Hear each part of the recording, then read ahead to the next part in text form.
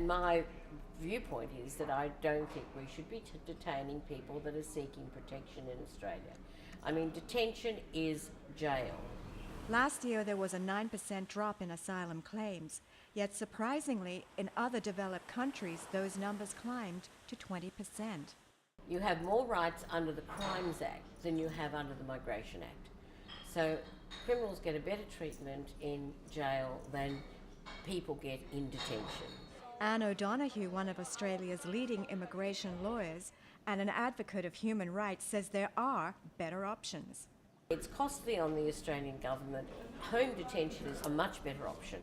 And until they get rid of detention centres altogether, there are always going to be a percentage of people who will be in detention whilst waiting the outcome of their visas. A recent Australian parliamentary committee spent 9 months studying local immigration detention networks, and their conclusions were damning.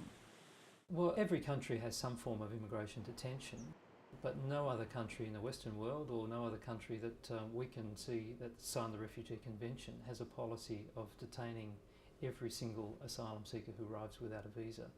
Paul Power, CEO of the Refugee Council of Australia, should know. He works closely with the UN and says Australia only receives a small number of the world's asylum seekers. Any given year, the number of people who come to Australia to seek asylum only make up about 2% of people who get permanent residency. There's so much debate about asylum seekers who come by boat, and yet last year they represented 2,700 of the 213,000 people who were given permanent residency. These sort of facts are little known in Australia. In the report, the Parliamentary Committee recommends all reasonable steps be taken to limit detention to 90 days. People who arrive without a visa have typically been detained until they've been given permanent residency or returned home. The government is starting to shift on that, but still typically many asylum seekers would be in detention for 6 to 18 months before release. Power says without stipulated time limits, immigration detention remains indefinite and with serious emotional consequences for some asylum seekers.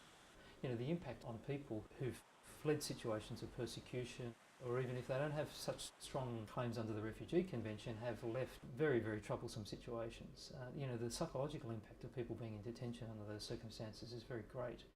And also the financial cost to the country is extraordinarily high, and it's completely unjustifiable.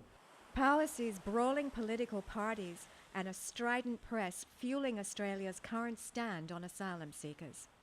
Over the past 15 years or so, there's just been year after year of political controversy and divisive debate about refugee policy. It's definitely true that asylum seekers are being used as political fodder. Our politicians have become addicted to using asylum seekers in the battle between the two major parties. From the Refugee Council of Australia, I'm Yvette Grady-Rousseau for ISL News.